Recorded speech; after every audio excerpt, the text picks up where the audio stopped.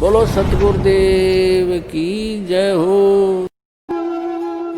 महाराज जी, हमने सुना है कि आप जी श्री ब्रह्मा जी, श्री विष्णु जी, श्री शिव जी आदि देवताओं की पूजा छुड़वाते हैं, क्या ये उचित है? ब्रह्मा विष्णु महेश को हम छुड़वा सकते हैं? हम कोई बालक हैं?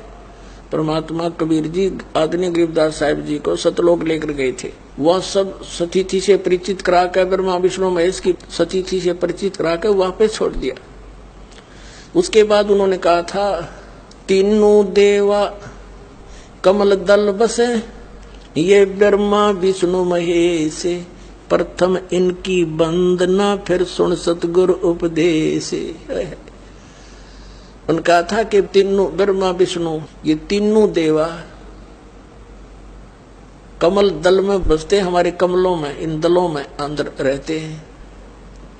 और प्रथम इनकी वंदना, ये मंत्र जो करते हैं इनकी साधना करते हैं। और फिर सुन सतगुरु उपदेश, सतगुरु के ज्ञान को सुनो और उसका पूरा कंप्लीट कोर्स लो, तब ये बात बनेगी। अब ब्रह्मा विष्णु महेश हमारे कोई दुश्मन नहीं है। कई कहते हैं कि आपके गुरु जी तो ब्रह्मा विष्णु महेश को छुड़वाते हैं। ब्रह्मा विष्णु महेश को हम छुड़वा सकते हैं? अब जैसे ऊर्ध्व मूलम अधः शाखम, ऊपर को जड़ वाला, नीचे को तीनों गुण रूपी शाखा वाला, उल्टा लटका हुआ संसार रूपी वृक्ष है। अब इसमें क्या है? ऊपर को जड़ता पूर्ण परमात्मा, नीचे को तीनों गुण रूपी संसार रूपी वृक्ष की शाखा है। तो क्या कोई शाखा को काट देगा बुद्धिमान व्यक्ति? पेड़ की शाखा को कोई काटने की कहेगा कि इसको तो फेंक दो काट के, फिर लटका के करेंगे बाकी का हम?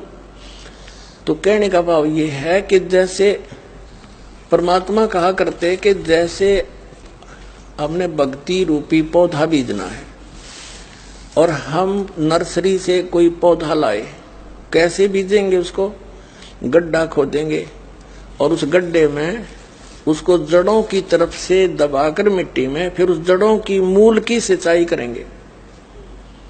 तो मूल की यानी जड़ की पूजा करेंगे हम, तो वो पौधा पेड़ बनेगा, उसकी टहनियां बड़ी बड़ी हो जाएंगी, तीनों गुण रूपी शाखा। तो उन शाखाओं का फल लगेगा और फल के लिए हम सारा प्रोसेस अपना कर रहे हैं, फल प्राप्ति के लिए हम कर रहे हैं। तो हमने तोड़ने नहीं होते, हमने ऐसे करना है, अपनी way of worship according to the spiritual करना है, शास्त्रों के अनुसार देखना। ये समझ लो, हम एक पौधा लाए तो ये है बुद्धिमता। जड़ों को गमले में यानी मिट्टी में डाला, दबा दिया और पूजा शुरू कर दी, सिंचाई। ये जड़ कबीर परमात्मा है इस संसार रूपी वृक्ष की। अब ये हमने जड़ों को पूजना है। इन ब्रह्मा विष्णु महेश की पूजा नहीं, हम क्या कर रहे हैं? ऐसे कर रहे हैं। ये बता, बल कौन काम कर रखे हमने? हंसी नहीं आवे। हम ऐसी पूजा कर रहे हैं, उल्टा काम कर लिया हमने।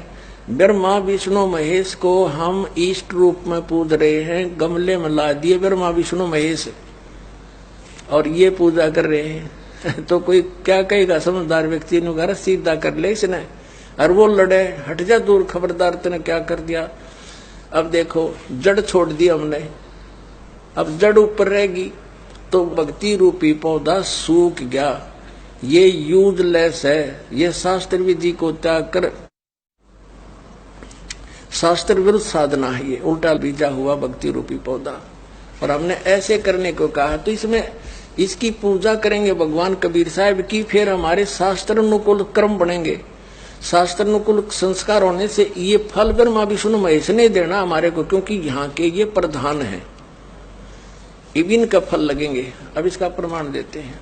अपने आत्माओं परमात्मा ये कहा करते, तुम साधना ठीक करो और फिर आपको लाभ होगा पूरा। अब तुम साधना कर रहे हो उनकी जो आपको कुछ दे ही नहीं सकते।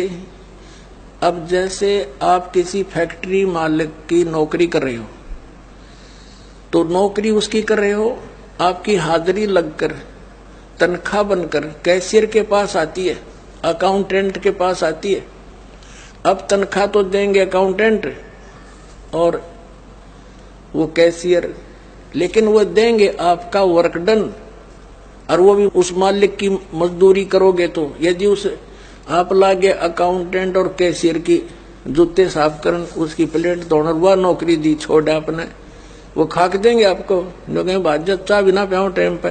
तो इसी प्रकार हमने पूजा तो करनी है, मजदूरी तो करनी, इष्ट रूप में तो पूजना परमपिता को, कबीर साहब को, और फिर उससे बनेंगे हमारे शास्त्र अनुकूल जितने भी शुभ संस्कार फिर देंगे यही। यहाँ पर जब तक आप यहाँ रहोगे तो यहाँ के ये प्रधान है, इन्होंने हमारा वर्क डन देना है, जैसा कर्म करेगा फल देगा भगवान, इनका ये आखिरी विधान था।